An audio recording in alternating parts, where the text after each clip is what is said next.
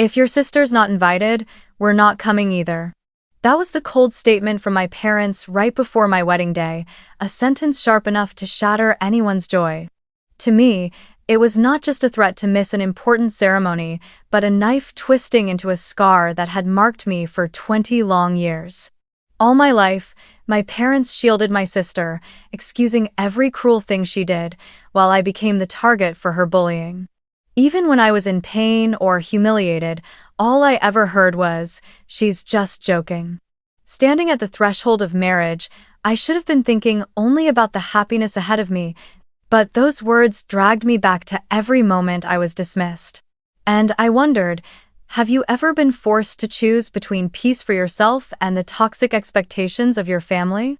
And as you listen to this story, tell me where you're watching from, because I truly want to know how far my story will travel across the world. Hi, my name is Emily Carter.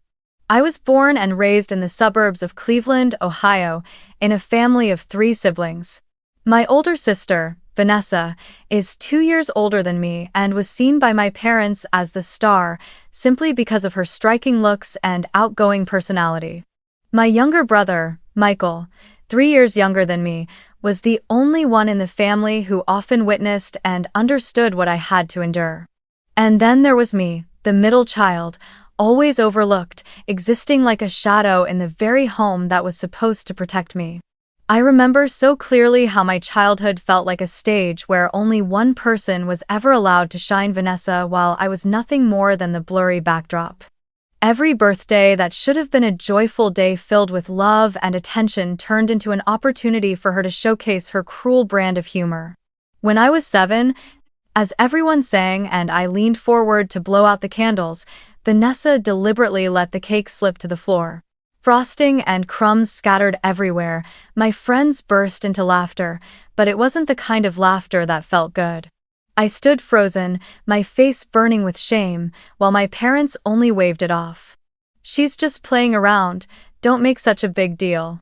Another year, when I was 11, she secretly took my diary, the little book where I wrote innocent thoughts about friends and teachers, and read it out loud in front of the guests in our living room.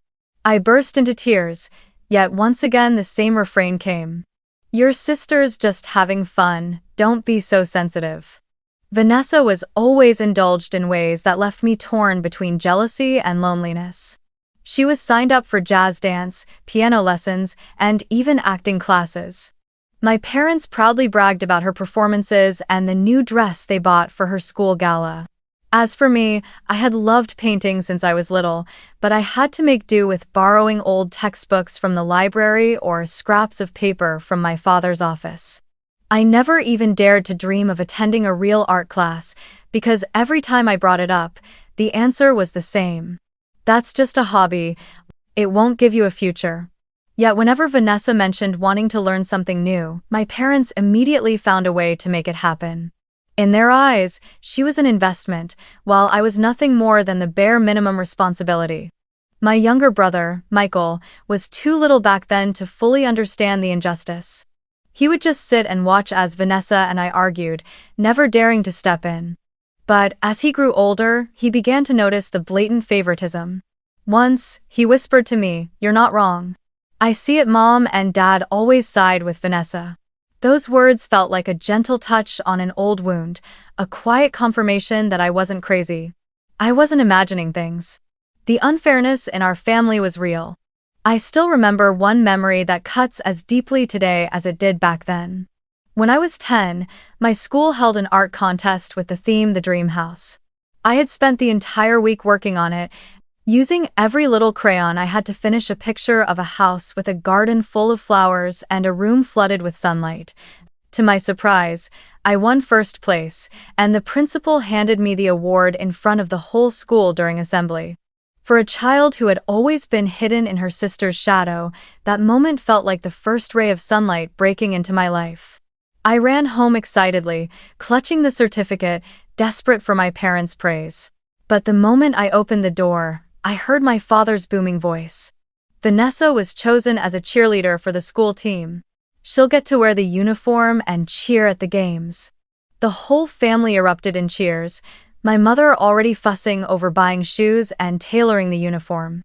I stood in the corner of the room holding my certificate, invisible. When I shyly held it out, my mother gave it a quick glance and nodded. "That's nice, just put it on the table." And that was it. No hug, no praise, no photo to capture the moment.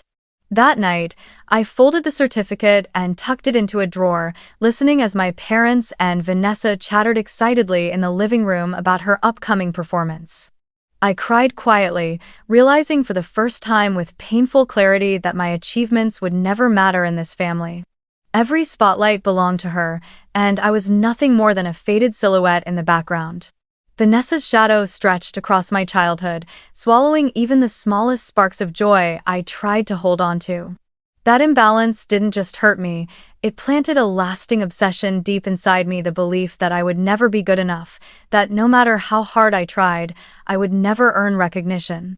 In those years, every time I blew out my birthday candles, I wished for only one thing: that someday I would escape this house. Escape the role of punching bag my parents had so carelessly or perhaps intentionally assigned to me. When I entered high school, the gap between Vanessa and me only grew wider, as if an invisible line split our worlds in two.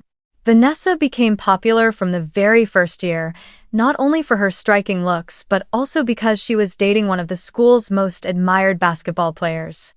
Everywhere she went, friends surrounded her, laughter followed, compliments flowed, and admiring eyes lit up in her direction. At every game, she wore her cheerleading uniform, held up signs, and the crowd roared her name. My parents were even more proud, boasting to anyone who would listen that their golden daughter was the pride of the family.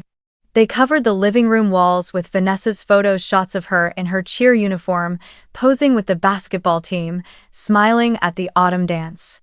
Whenever guests came over, my father would point to those pictures and retell the same stories, as if Vanessa was the only proof that our family had ever achieved anything at all. Meanwhile, I chose a completely different path. I didn't have striking looks, nor did I enjoy noise and crowds. Instead, I joined the debate team, spending hours after school poring over research, practicing how to present arguments, and finding joy in intellectual sparring. I was a strong student, consistently ranking among the top of my class, and even receiving recognition from teachers during school assemblies. But every time I brought a certificate home, my parents would sigh as if I were bragging about something useless. "Don't be jealous of your sister," my mother would say, while my father added, "Everyone knows Vanessa is the one who brings happiness to this family." My awards were stuffed into drawers, while the small tokens of my achievements were never framed or displayed on the wall. By then, Michael was growing older and starting to see the favoritism for what it really was. He often sat beside me at dinner, silent as our parents scolded me yet again for not being happy about your sister's success. Later, in the privacy of my room, he would whisper, "You did great. Don't believe what they say." His words of comfort were one of the few sources of encouragement I had, but because of that bond, both of us were labeled as selfish. Our parents insisted we didn't appreciate family, that we were only envious of Vanessa. Those words, repeated over and over, gradually built a cold wall that separated me from them. There was one incident I still remember like a nightmare, a turning point that made me realize I would never be protected in this family. I had a small, close-knit group of 3 friends who, like me, loved reading and art. We would sit together at lunch, share comics, and talk about movies. There was a boy in the group named Aaron whom I secretly liked. Somehow, Vanessa found out, and instead of staying quiet, she invented a story that I had confessed my feelings to him and been flatly rejected.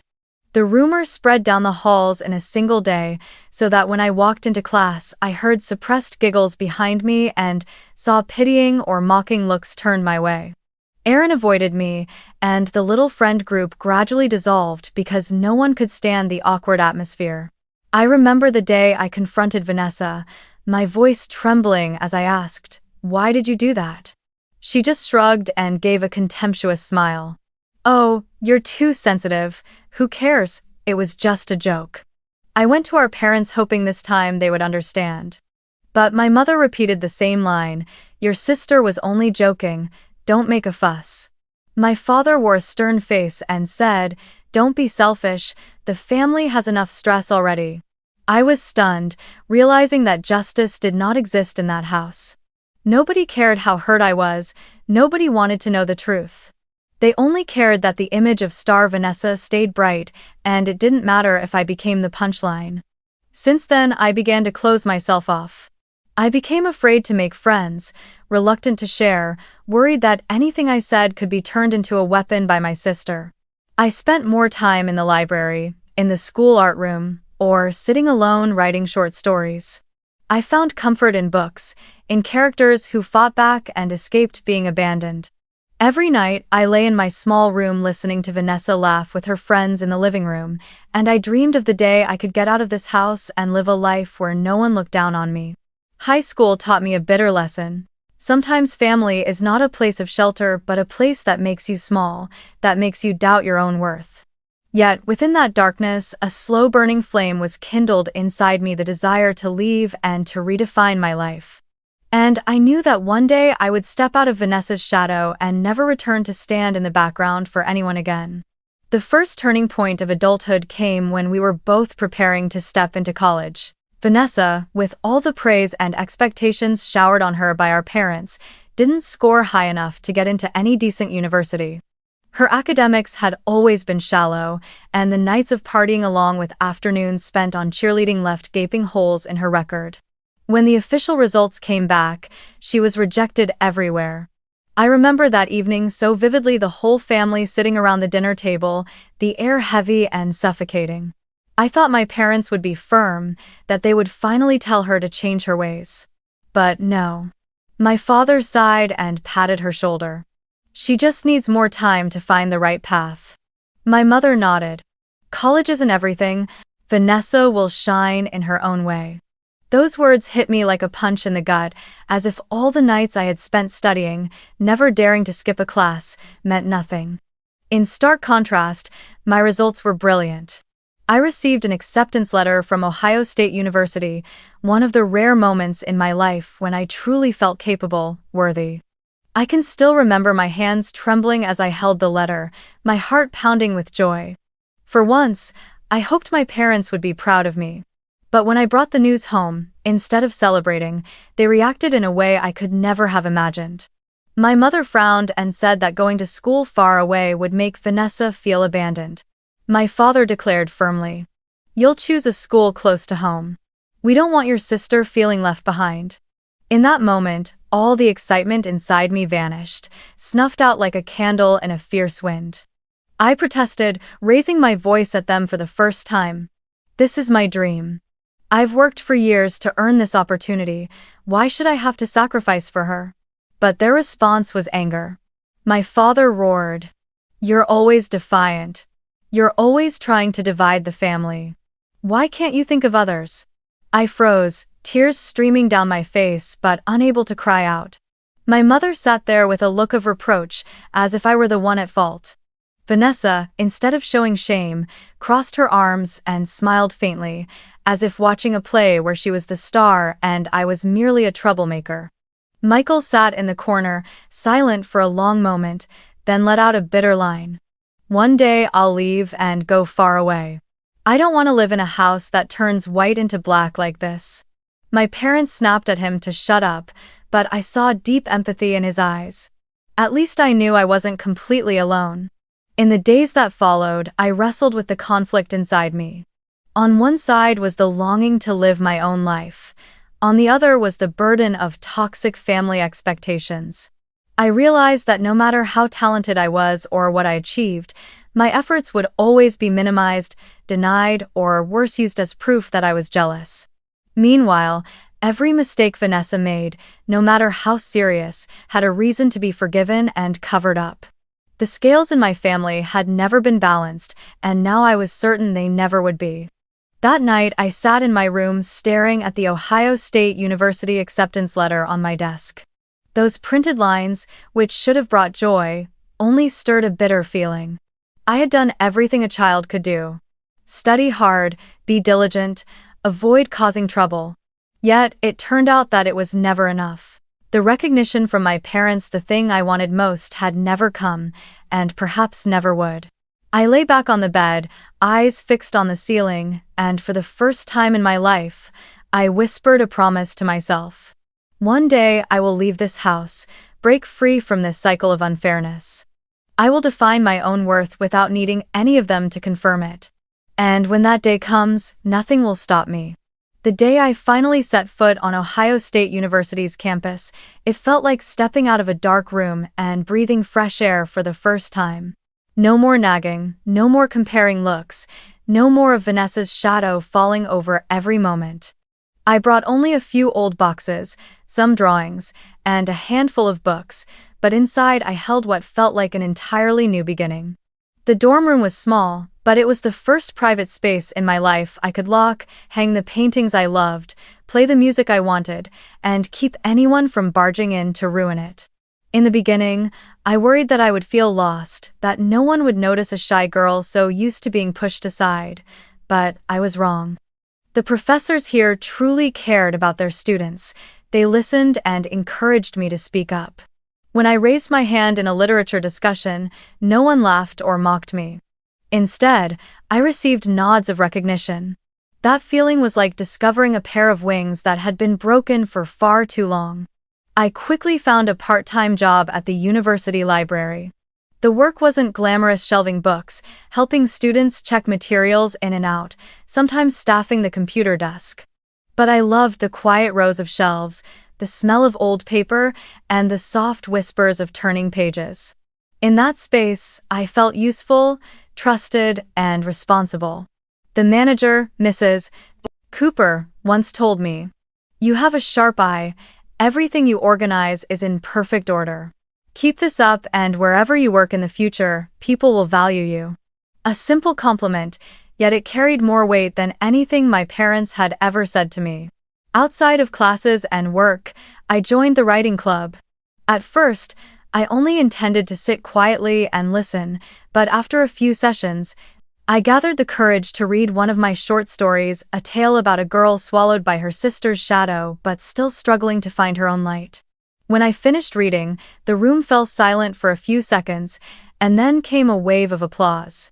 A boy named Chris said, "That story reminds me of myself. The way you write is so vivid." I was stunned, because for the first time my painful experiences were seen as something of value. While I was slowly finding my place, Vanessa's life was going in the opposite direction.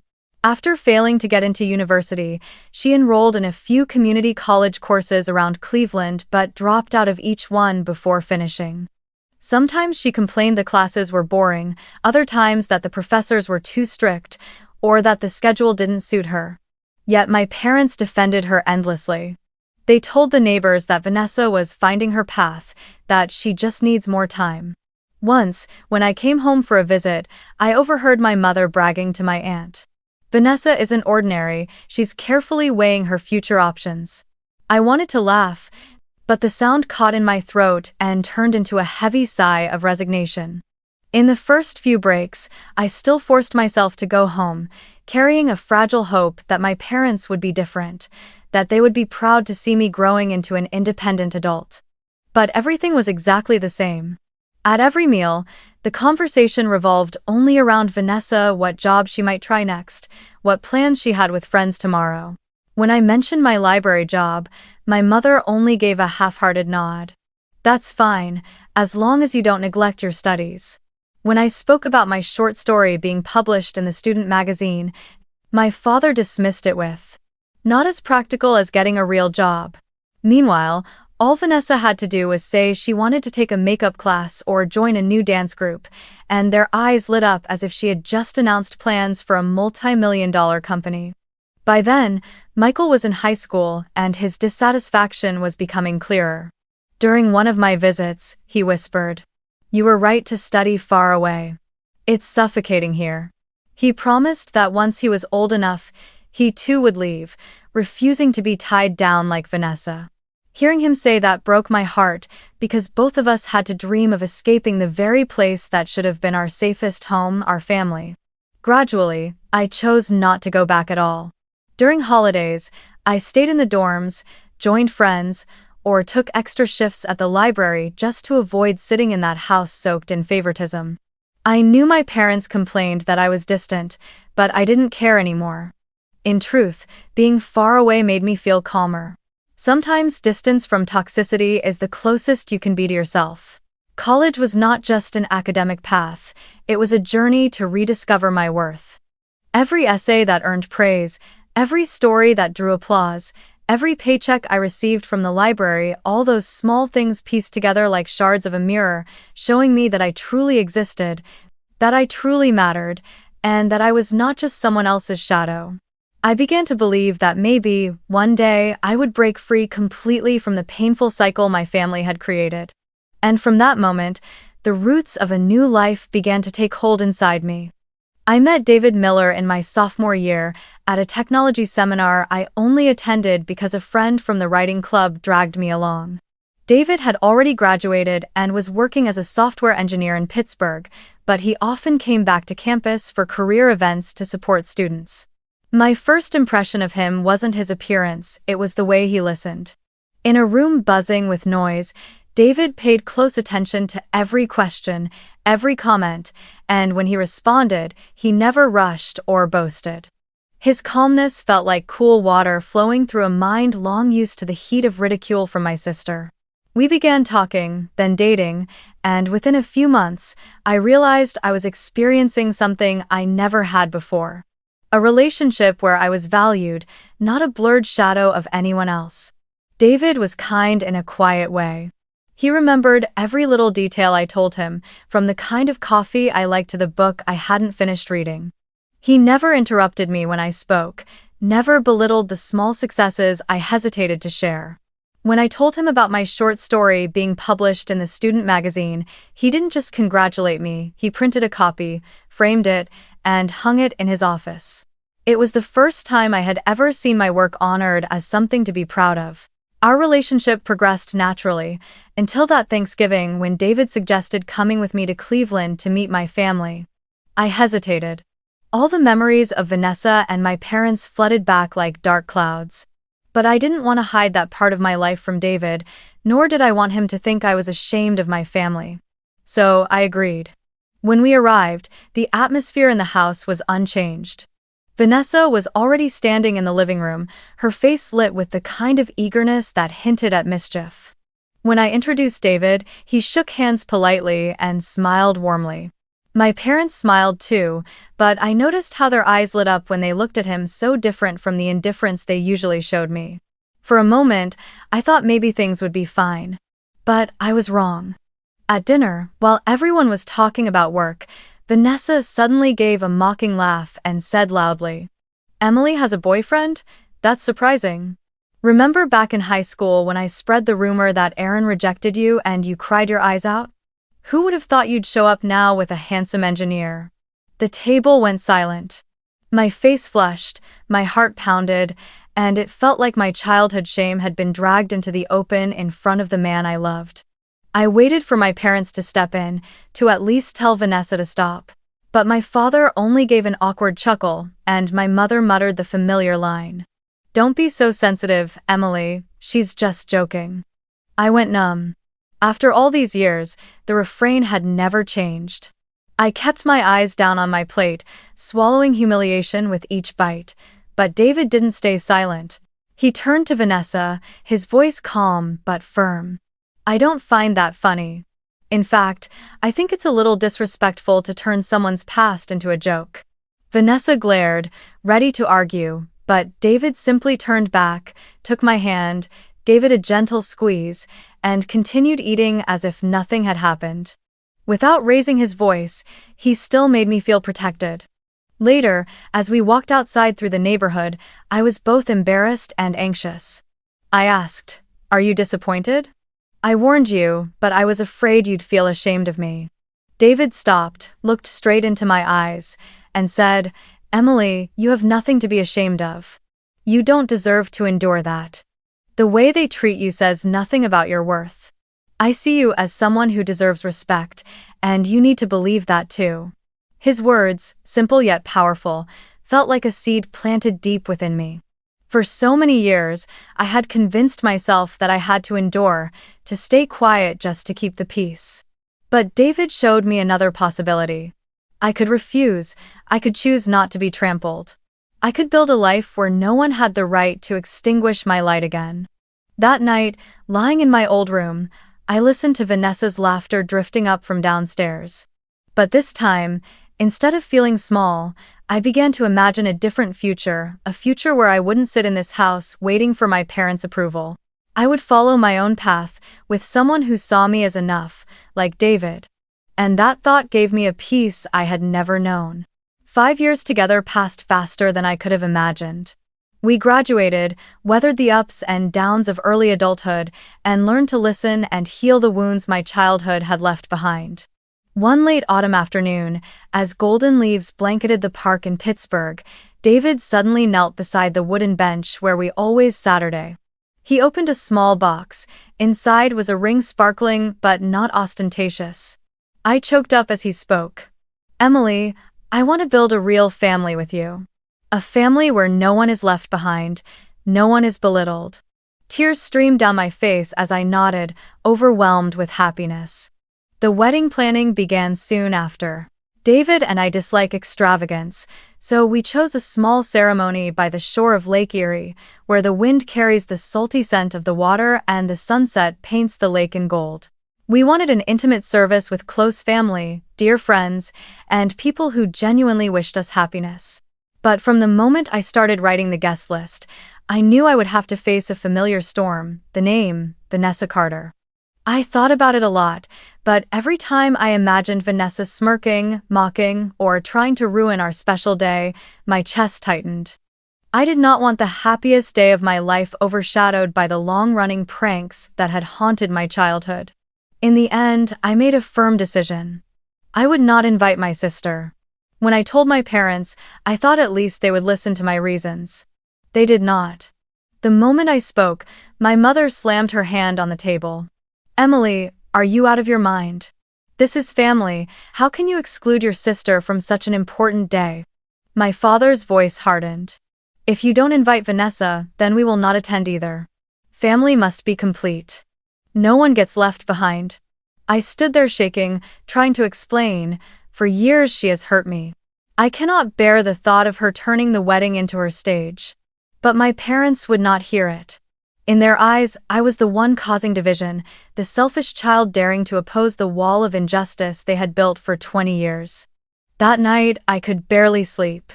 I lay on my bed staring at the ceiling, wrestling with a fierce inner struggle. On one side was my own happiness, on the other was the blood family I had tried so hard to hold on to. I wondered, if they truly loved me, couldn't they at least respect my decision for once in my life? I cried when I realized the answer never, and will never. My brother Michael was the first to learn of my decision. When I called him, my voice trembling, I said, "Do you think Mom and Dad will disown me if they can't bring Vanessa?" Michael was silent for a few seconds, then replied firmly, "You're doing the right thing. Don't let anyone ruin your big day. I will stand with you, whether Mom and Dad come or not." His words were like a pillar holding me up from collapsing. Michael had seen everything, my humiliations, my silent tears. Now he chose to stand by me, and that mattered more than any other form of recognition. In the weeks that followed, family tension escalated. My parents kept calling, sending texts, even writing long emails accusing me of betraying my own blood. Every time the phone rang, my chest tightened. I tried to avoid it, but the feeling of guilt gnawed at me. Seeing how exhausted I was, David held my hand and said, "You're not wrong, you're just protecting your happiness. A real family doesn't make you choose between them and your peace." I leaned against his shoulder, silently knowing my story was about to enter a new chapter, a chapter where I would have to draw the final boundary. That conflict showed me a harsh truth. Even blood ties can be more toxic than anything else. And for the first time in my life, I began to believe that true happiness comes from choosing people who are worthy, not just those who happen to share your DNA. I knew sooner or later I would have to return to that old house and face my parents directly. The constant calls, the relentless messages, the never-ending refrain of "family is everything" wore me down. So on a Saturday afternoon, I drove more than 2 hours from Pittsburgh back to Cleveland, my heart tangled with emotions. Before stepping inside, I took a deep breath, as if bracing myself for battle. That dinner began in stiff silence. On the table sat roast chicken and mashed potatoes, the familiar dishes of my childhood, but now they only weighed heavy on me. My father sat at the head, his eyes sharp and cold, while my mother sighed from time to time as though she might burst into tears at any moment. And of course, Vanessa was there. She sat back comfortably, arms crossed, a smirk tugging at her lips, clearly satisfied that once again everything revolved around her. The moment the meal began, my father hurled the accusations straight at me. "Emily, do you really want to destroy this family? A wedding is a reunion, you cannot leave Vanessa out. Family is everything." I set down my fork, lifted my head, and met his eyes. My voice trembled slightly, but every word was steady. "What family, father? For 20 years, everything in this house has revolved around Vanessa. If that is your definition of family, then I have never belonged to it." The air around the table froze instantly. My mother clutched her chest, her eyes red and watery, whispering, "How could you say something so cruel?" My father's face turned crimson as he barked, "Enough. All you ever do is complain, always pointing out others' faults instead of looking at yourself." I turned to Vanessa and caught her triumphant smile. That smile dragged back every memory: the bucket of cold water dumped on my birthday, my private diary read aloud before friends, the times I struggled to rise only to be dragged down by one of her vicious jokes. Vanessa knew she had won many times before, and now she was certain she would win again. I took a deep breath and spoke, this time my voice no longer trembling. "You've protected her since the day I was little. No matter what she did, no matter how destructive, it was always excused as just a joke. But when I succeeded, when I achieved something, it was dismissed as jealousy or selfishness. Have you ever once asked yourselves what it was like for me to live in this house?" I looked straight at my parents, and for the first time, I didn't avoid their gaze. My father slammed his fist on the table, the sound rattling the dishes. "You're speaking with such ingratitude. We raised you, we fed you, we paid for your schooling, and now you stand here insulting us?" I let out a laugh, but it was a bitter one. Feeding a body isn't the same as nurturing a soul. For years, I've lived here as a shadow, mocked by my sister while no one ever stepped in to defend me. If that's what you call family, then it's a family with only one star, and everyone else forced to be nothing but the backdrop. My mother burst into tears, sobbing uncontrollably, but not out of understanding me, only because she felt insulted. She covered her face and choked, "Emily, how can you be so cruel to your sister? She has her own struggles, you should be more understanding." Vanessa tilted her head, watching me as if she were enjoying a play. At that moment, I knew I had to stand up. I laid my napkin on the table, pushed back my chair, and declared firmly, "If she is everything, then stay with her. I don't need another round of this. This is my life, and I won't let it be destroyed anymore." My voice rang out strong, silencing the entire room. I turned and walked away from the table, behind me my father's angry shout, my mother's sobs, and Vanessa's mocking laugh. But strangely, I didn't feel weighed down anymore. Instead, I felt an odd lightness, as if I had just set down a burden I'd carried for 20 years. As I closed the door behind me, I knew with certainty that a new era had begun, one where I would no longer stay silent just to make others comfortable. My wedding took place on a cool summer morning, with a gentle breeze drifting in from Lake Erie across rows of white chairs neatly arranged in 2 lines. On the grassy aisle, clusters of pale blue hydrangeas and white roses formed an arch before the altar. As I stepped into the bridal tent, I felt a flicker of emptiness. The seats where my parents should have been remained vacant. But right beside me, my grandfather placed his trembling yet steady hand over mine and whispered, "You are not walking alone, Emily. I will take your father's place and walk you down the aisle." My eyes filled with tears, for it was the first time I truly felt like a daughter worthy of honor. Music swelled, and the guests rose to their feet, all turning toward the end of the aisle. I took my grandfather's arm and walked slowly forward. The sunlight shimmered on the lake, making my white dress billow like clouds. Michael stood ahead in a crisp suit, shoulders straight, a proud smile on his face. He gave a small wave, his eyes saying, "You did the right thing." And at the end of the aisle stood David, waiting, his face glowing brighter than I had ever seen it. The way he looked at me soothed every old wound in my heart. The ceremony unfolded in an atmosphere simple yet full of joy. Our closest friends and family gathered, laughing and sharing warm congratulations. I heard the waves lapping the shore mingled with the playful laughter of children running across the grass, and in that moment, I felt as though I had stepped into an entirely different world, a world with no comparisons, no shadows of favoritism. But that peace did not last long. Just as the priest began to speak, preparing to move into the ring exchange, the sound of a car engine rumbled from a distance. A red sedan pulled up at the gate, and out stepped Vanessa, sunglasses covering her face, lips painted bright red, followed by two friends dressed provocatively, smirking at one another. My heart clenched, the familiar sting of fear rushing back. I could see the intent in her eyes. This was her chance to turn my most important day into the stage for one of her cruel jokes. Vanessa strode forward, her high heels striking hard against the ground as she moved to cross the barrier where the guests were seated. But Michael was there first, stepping in to block her path. Behind him, two of David's closest friends joined, one of them a police officer, dressed in a suit but standing with authority, his gaze sharp and unyielding. Michael spoke firmly. "You are not allowed to enter. This is not the place for you to cause trouble." Vanessa burst out laughing, her voice sharp with disdain. "How ridiculous! I'm the bride's sister, and you dare stop me." The officer's expression didn't change as he replied, "Anyone not on the guest list will not be admitted. You may return to your car willingly, or we will be forced to intervene." The tension spread quickly. Some guests began whispering, a few glanced at me with worried eyes. I gripped David's hand tightly, my breath uneven, but he calmly placed his hand on my shoulder and whispered, "Don't worry, no one is going to ruin our day." Vanessa looked around, hoping to find support. But instead of the usual nods from our parents, this time no one stood with her.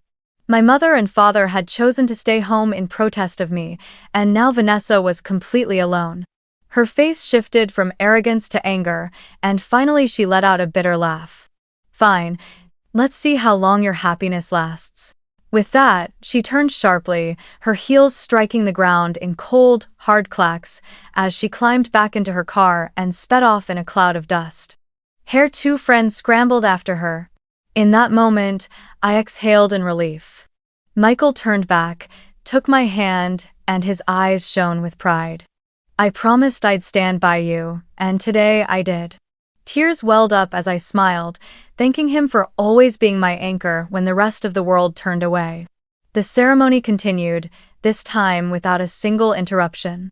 The priest read the vows, David slipped the ring onto my finger, his hands trembling slightly but his eyes steady. Applause erupted as we shared our first kiss as husband and wife.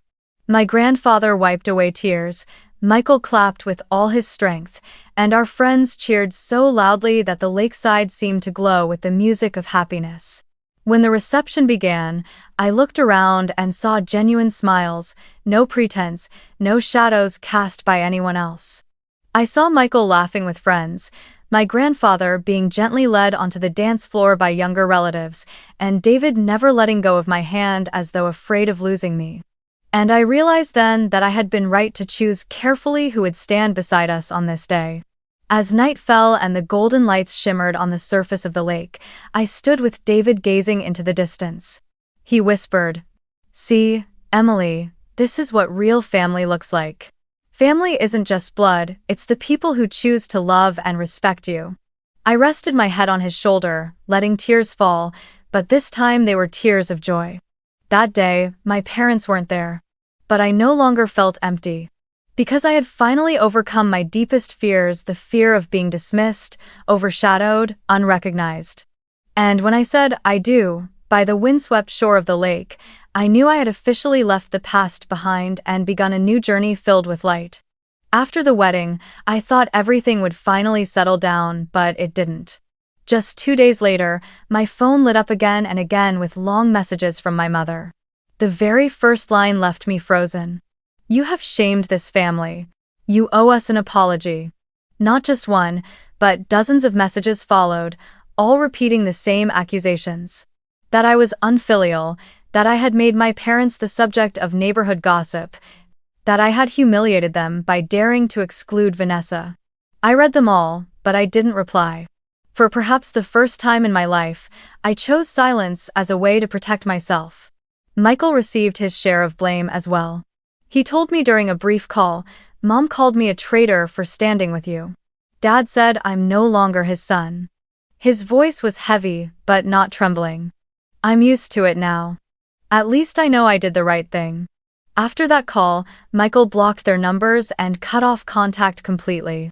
I knew that decision couldn't have been easy, but for both of us, it was the only way to preserve what little peace we had. Meanwhile, as my brother and I built a new circle of safety, Vanessa's life kept spiraling downward. She quit one job after another, cashier at a supermarket for less than a month, a spa employee until she complained of exhaustion, a stint in a pyramid scheme selling cosmetics that left her in debt to friends. Each time she failed, she wept and blamed an unfair society, jealous coworkers, or harsh bosses. And my parents, as always, rushed to shield her. "She just needs more time, she just needs more support." That was the mantra they repeated to justify everything. I heard these updates through relatives, but I felt nothing anymore. Only a weary recognition that the cycle had never changed and probably never would. Meanwhile, David and I began a new chapter. We bought a small house in the suburbs of Pittsburgh, with a backyard just big enough for a few flower beds and a wooden table set. In the mornings, David usually made coffee while I sat by the window writing or reading. These simple things were what I had never known in my childhood home: peace without conditions, where no one had to compete, where no one had to sacrifice just so another could be cherished. I remember the first time Michael came to visit. He looked around my little kitchen and laughed. "There are only a few things here, but it feels warmer than the whole big house in Cleveland." We shared dinner, talked about work, and for the first time, I saw my brother's smile free of sadness. Perhaps both of us were learning how to redefine family. Then one day, the phone rang. It was my father. I hesitated for a few seconds before picking up. His voice was hoarse and weary. "Emily, our family is in trouble. I had to take a few months off work for my health. Bills are piling up. Vanessa still isn't stable. Can you help us?" I was silent. In my mind flashed 1,000 memories. The times he told me, "Don't be jealous of your sister." The times he scolded me as selfish just for wanting fairness. The times he slammed the table and called me ungrateful. I took a deep breath and replied calmly, "I won't carry it anymore.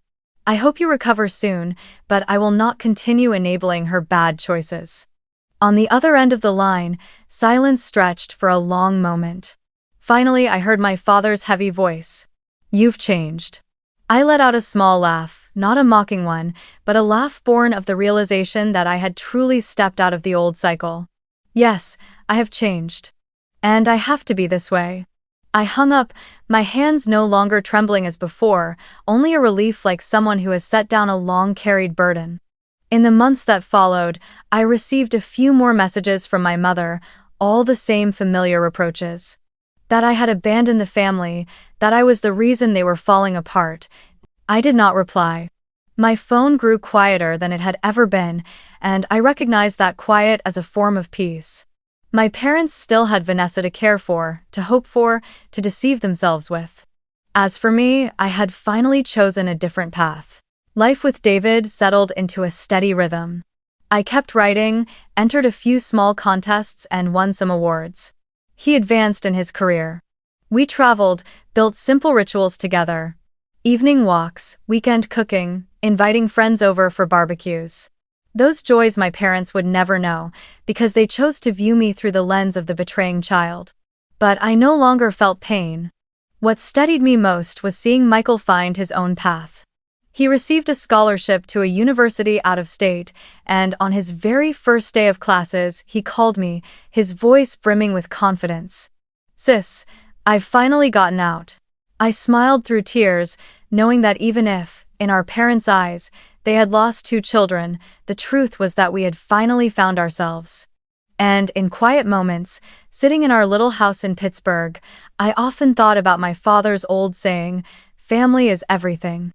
Perhaps he was right, only he never understood what family truly meant. Family is not the place where I must sacrifice myself to feed a manufactured star. Family is the place where I am loved, respected, and allowed to be myself. My life now is not perfect, but it is real. I have David, the man who always holds my hand when storms roll in. I have Michael, my brother, who never abandoned me, even though he too had been hurt. I have a small house with a rose garden, the laughter of friends at weekend barbecues, quiet mornings making coffee, and evenings reading by the window.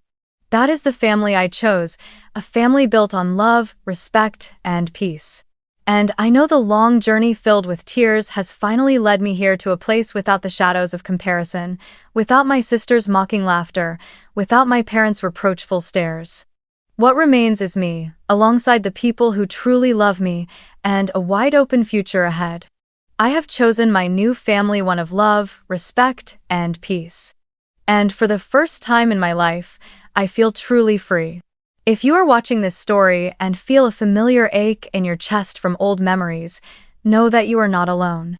Many of us were born into families that were far from whole, places that should have been filled with love but instead were full of favoritism, comparison, or even neglect.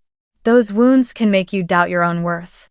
But, believe me, you do not need anyone to define who you are. What matters is not forcing them to change, but daring to change how you see yourself. You have the right to choose who stays in your life, and you have the right to let go of those who only bring you pain. Family is not only blood true, family is where you are respected, loved, and free to be yourself. So if today you carry pain inflicted by the people closest to you, remember that you can still rewrite your story. And sometimes the greatest victory is the quiet moment when you say, "I deserve peace."